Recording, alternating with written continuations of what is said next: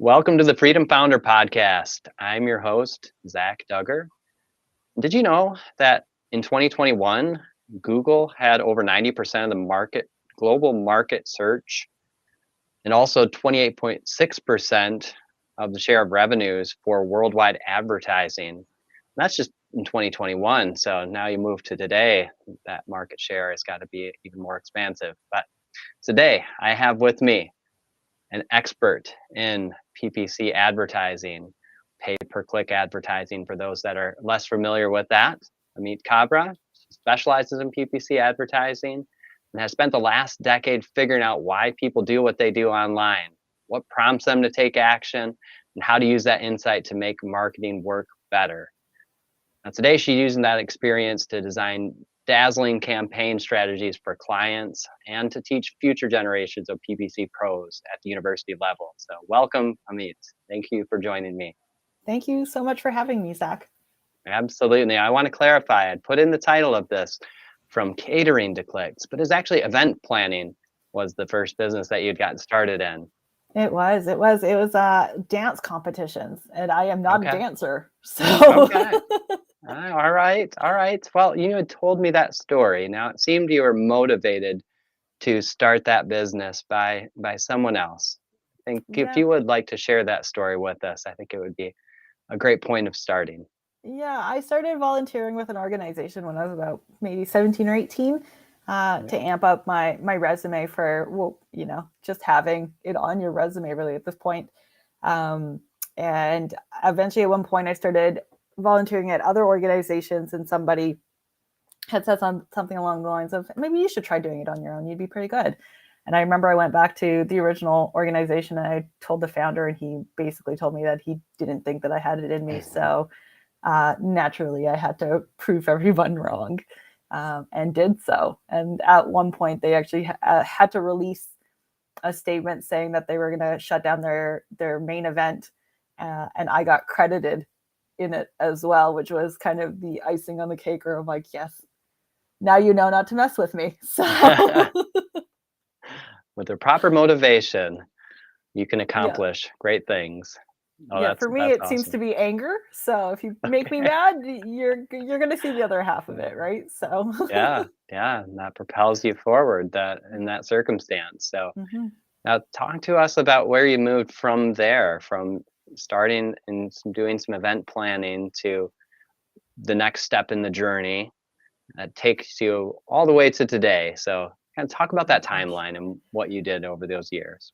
Yeah, so I started that event planning company when I was 19. So I did that for about 3 years while I was still in school. And once I graduated school, I decided that I didn't want to be in British Columbia anymore. So I'm Canadian, and decided to leave BC and go over to Alberta, basically.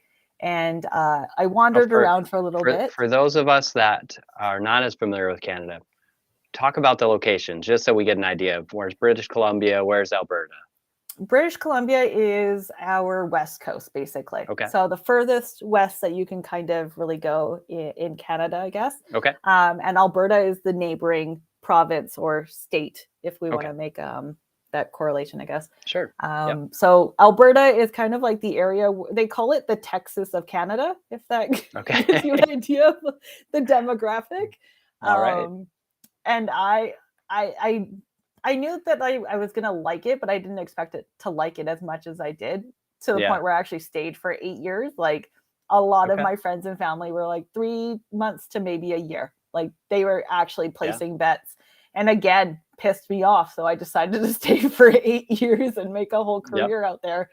So when I left, I actually basically made up my mind, and 5 days later it was gone. Like, oh wow. Didn't know anybody in that province. Had no job, basically no money, just went, let's see what happens. Like, I was young and naive, and I had the nerve to do it. So I did, and I'm grateful for that 23-year-old to take that leap. Because things worked out pretty well for me 10 years later. So absolutely. I wandered around for a little bit, did some like temp jobs here and there Mhm. once I was trying to figure out what to do. And then I remembered that I wanted to be Google Ads and Analytics certified while I was still in school. And I had just Okay. come across like a note in one of my like books or something. And I went, oh yeah. So I literally just opened up the examinations and started just going through them. Yep. And then about, I want to say like 3 weeks after I got my certification, somebody sent me an email and said, you have the skill set that we've been looking for. And I Okay. kind of sat there and went, okay.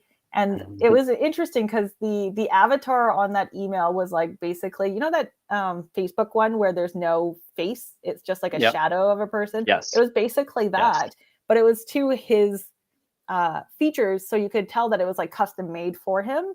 Okay. But it was still a little weird where you're just like, who would send you an email? Like what professional would Right. send you that email? And I remember looking at my boyfriend at that time and I went, I don't like, this seems a little strange. And he just went, go there, like to the building. If Yep. it seems sketchy, turn around. If it doesn't, go in. And he's like, really at this point, like this is probably because he's like, it could be real and we don't know really at Right. this point, right? Sure. So Make I sure you booked go there the in daytime, not yeah, at night. exactly. Like a lot of make sure you call me, send me a picture, where is Yeah. the address, all of those things, right? Right. Yep. And yeah, so I booked a meeting or an interview with them, and turns out it was a legitimate business, a Yep. rather large legitimate business. So I found my way upstairs and interviewed with the VP of marketing at that time. Okay. And I think on that spot, or it was during that day, I can't quite remember if it was like literally as I was leaving or he had called me an hour afterwards, but he basically offered me the position right there and then. Yeah. And I started a couple days afterwards, and it was kind of interesting because I had run ads before, but I was spending Yep. maybe $250 a month, so like $3,000 a year at Okay. this point. And so there's learning, and of course you can learn quite a bit, but the curve is not super steep. It's pretty shallow on that end because you can only do so much with $250. Right. So I kind of went in. Thankfully, somebody on the team had an idea that I wasn't fully well versed in it. So he kind of showed me some ins and outs of like how to get display campaigns running and how they'd done it before and all of this other great Yep. stuff. And then from there, it was just this spark of wanting to learn more and getting really obsessed, because that's just like my personality is if I get obsessed Sure. with it, I will know everything about it. Yeah. So I went from spending that $3,000 a year to 4.3 million, basically what felt like overnight. Yeah. And that learning curve was very steep and Right. very fast. Yeah. So it just basically became my life. And within 4 months, I ended up joining a Google partner community because I didn't know who else to talk to. I was the only person in the company that was doing PPC, and also one of two people who actually understood what I did for a living. And even there, Right. the VP of marketing kind of didn't really know what I did for a living, but kind of did all at the same time. Yep. So I Saw went the online. value in it, but Yeah, he they saw the didn't fully value. Like, understand it. yeah, exactly. So Yep. they were looking, and they thankfully found me somehow. And I went and found an online community and started asking questions after I kept on hitting roadblocks where I'd be like, I don't know. I'm like, I get to this point, and then I'm like, I don't know what happens here.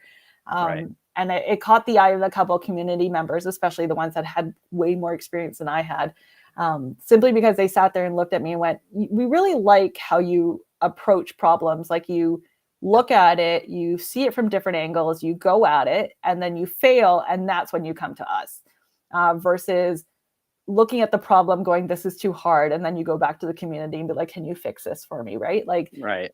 it's like that was the easier route, of course. And I always took, and if you know anything about my life, I always take the harder route for everything. So Right. it was just like in my personality to do so, but it was enough that it caught their attention. Yeah. And then eventually it caught Google's attention. So they ended up naming, or not naming me, but they spotlighted me within about 4 months of the community and said that I was a great member, and sent a cake and a bunch of other really, really nice gifts and stuff. It was really Excellent. cool. Yeah. That was when Google was at like its finest. I genuinely believe Right. that was the heyday. Like, I miss those days. Yeah. And then 2 months after that, they actually gave me the title of Rising Star and asked me to join their ambassador program, which I did for Okay. 2 years. Yep. There was 25 of us, I want to say, and we were all in North America. Wow. There was only 5 of us in Canada. Okay. And the 2 West Coasters were both Albertans, and we were both about 20 minutes away from each other as well, which was the funny part. Right. So it was one of those things that was really cool because we were like the test flight for it. So we were the first ever to be in this ambassador program, but we were also the only people in the world to have that title. Right. And I think it might have expanded to maybe about 50, like 25 other people, but like, there's probably only 50 people in the world that can say that they have the Rising Star title, which is still very cool to me, even though it doesn't really mean anything anymore. But like, I still get to say it. I'm one of 50 at the very least, right? Right. So then eventually, right. It's really cool. So then after that, I ended up leaving that agency just because I wasn't able to close the gap. So I'm really like interested in finding out what people do on the website as well, because that's data for me, and the company I was working for at that point was very like, just send the traffic, we'll figure it out afterwards. And I hated that. I wanted to figure out what that other piece was. So I ended up leaving for a different agency they were all services at that time. So they looked at me and they were like, you can head up our PPC department and you can just kind of take over and run with it. And I was like, perfect. Admittedly, the role was not that at all. But I got to learn a lot more, like more about SEO, a bit more about social content, web dev, and all of those things that I wasn't going to learn from the other company that I was with. So I was there for about a year, and then something kind of just switched in my head where I was like, I want to work from home and I don't want to be in the office all the time. So eventually the type of employee that I'm probably the worst, where I just literally make up the rules, and then I change them on you. So there was one morning they were doing construction in the building because they had bought the entire building. They're like, we want to do like a rooftop patio or something. And I remember smelling like steel being like welded together. I was gonna say wielded together. I'm like, I know that's not the word. No, you got it. Welded together. And I remember smelling it and I was like, this is disgusting. Like, I don't want to be in this. So I literally sat there for half an hour, and then I looked at my project manager as I'm putting my books in my bag. And I'm like, I'll see you in a week or something. And she just kind of looked at me and went, good for you. Good for you. And then I got home, sent an email to both my bosses, and I was like, I will not be returning. This is where I work now. And they couldn't say anything. So I went and did that. And then once I got that taste of working at home, I kind of wanted just to keep on doing it. So I started taking freelance projects, eventually left the agency, started freelancing with them for a little bit, but that just like didn't really work. And then eventually stopped white labeling and started taking on clients myself and just went, let's just try this thing out. And then somehow that snowballed into an agency of my own, which has been really kind of cool to see happen, because it's one of those moments where like you kind of try to pinpoint how it happened and you're just like, I have no idea. Like, I know it was meant to be, but I just like don't know how exactly we got here.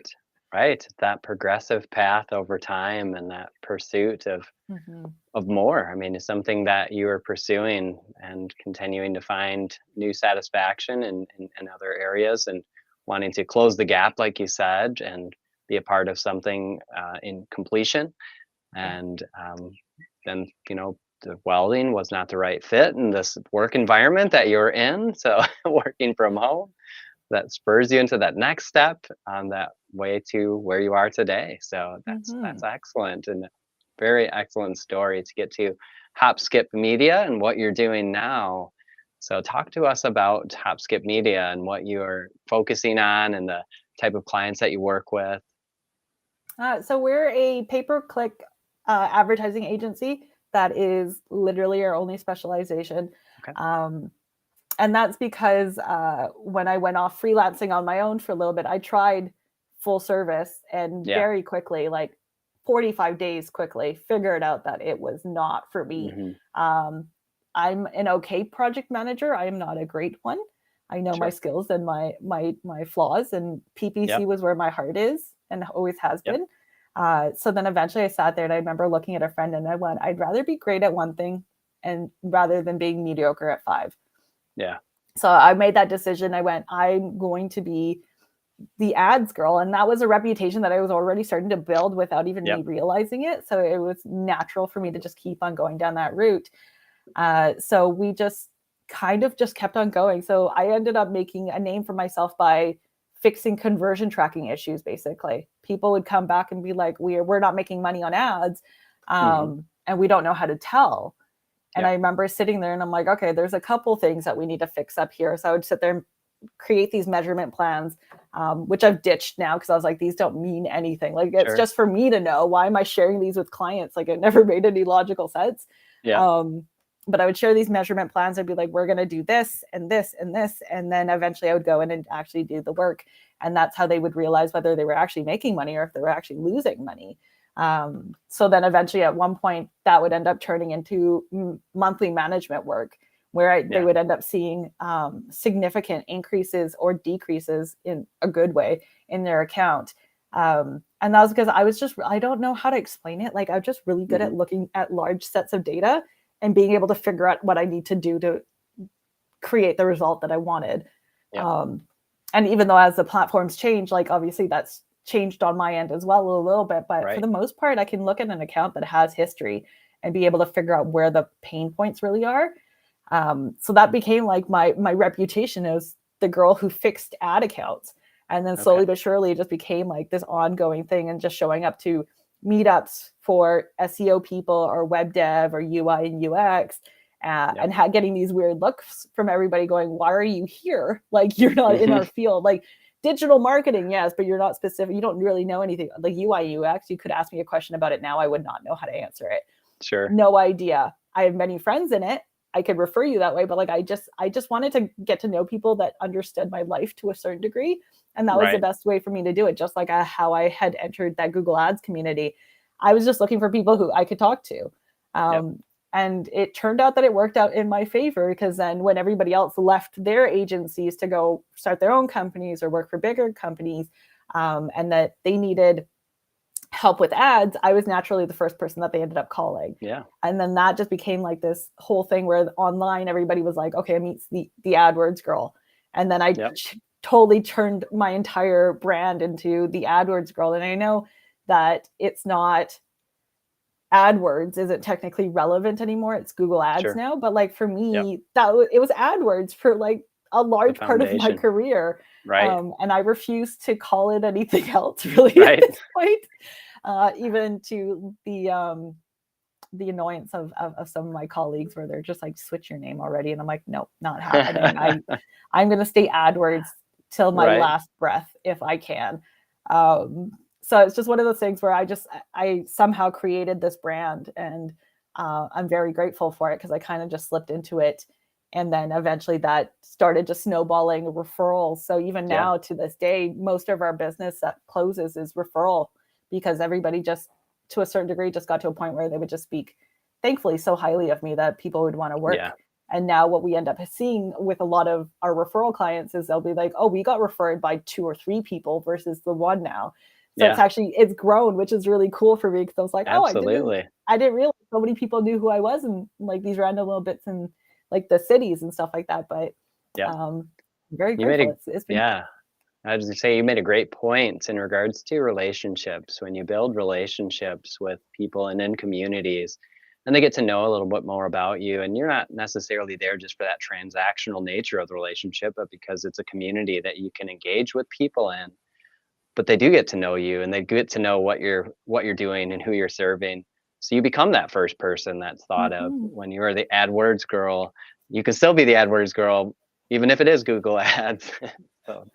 And it continues to build, like you said, in snowballs. Then you do good work for one company and another, and they continue to refer others to you, so that you can continue to do good work with new people as well. Yeah, and I think if you're truly passionate about what you do, regardless of whether or not you went into like a meetup or something to meet new people, like that really does shine through. So I used to do talks on SEO sometimes, but then somehow I'd always loop in like PPC, and they're just ever so slightly. So just enough that people would like be like, oh yeah, she does ads, but she's talking about SEO today for like whatever reason. Cause like a couple of my friends would have like content meetups, and they're like, "You're the closest to SEO that we have at this moment. Yep. Will you do it?" And I was like, "Yeah, sure, why not?" So then I would sit there and have all these discussions Yep. about SEO, and then loop in PPC a little bit, and that would kind of, again, just solidify my brand a little bit more. But I Right. had no idea that I was doing that. It was just, I was helping friends out. I wanted to make new friends, and Absolutely. I wanted people to know who I was. And it's kind That of cool to see all these Mhm. people who have admitted to admiring for me for so many years turn into agency owners and now are colleagues. And that for them, Yeah. that's like a really big moment where I'm like, I don't even understand how I created something. Like Right.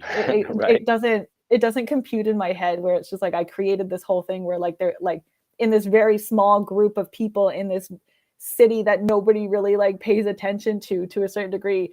I'm like basically like a little bit of a mini celebrity, and I had no idea until a couple years ago when people were like, "Oh my god, it's you." And I'm like, "What are you talking about? I just live. I'm just existing. I don't know what else I'm supposed to be doing here." And your passion shows through, and that makes a Yes. big difference. So Yeah, people I see can totally that. agree with it. Yeah, no, absolutely. Well, I have one question that I do like to ask all of the guests that I have on my show in regards to our $1 million question. If you were to be given $1 million to do something for your business, to invest in your business in any way, what would you do and why? I would want to nail down systems and processes and Okay. workflows a bit more. I think Yep. that's where I lack quite a bit. Okay. I'm a numbers person. Data analysis is literally everything to me. I love it. Yep. Love it so much that it's seeped into my personal life so much. But Okay. it's actually understanding what goes on in here and translating it Yep. into a system that's been really, really difficult for me. So we've been kind of plugging away at it for a year or two, but it's not solid Right. yet, even to this day. So if I could invest a million, I would literally just put it into systems and processes and make sure that Okay. everything could be, as much as we possibly could automate, I would want Yep. all of it automated. Yeah. No, absolutely. No, that's a solid answer. I mean, workflows, processes, automation creates that ability to continue to scale and serve more people. Exactly. And I So, just want to make it yeah. easier for everybody on the team in terms of how we're supposed to do stuff, and like Yep. that kind of work as well, just to make it easier and standardized. Because the one thing that I've noticed is that if between analyst to analyst, everybody has their own way of doing things. But when Sure. that analyst leaves, you're left with like this account, and you're just kind of like, if you don't know their system, you Right. have no idea what they were doing. So then you have to go in and break Right. everything up in your own little way. And it's kind of fascinating to see that. And I love Yep. it because then I learn new things. But at the same time, if I want to scale a company, I don't want to be learning something new every 6, Yeah. 7, Right. possibly year, however long they stay for. I don't want Yep. to be learning something new that frequently, where I have to Right. adjust everything all over again. Yeah, absolutely. So having good systems, good workflows in place would make a big Hmm. difference. Now, if our guests would be interested in reaching out to you, what is the best way for them to connect with you? Oh gosh, you can find me basically on any social platform under Okay. AdWords Girl. Okay. And then our website is hopskipmedia.com. Okay. All right. We'll add that to the show notes. Hopskipmedia.com or AdWords Girl on any social media platform. Excellent. Well, I want to thank you for being a part of the show today. I really appreciate your enthusiasm, your passion. It shines through just in this conversation and what you do. So thank you. Thank you so much for having me. Absolutely.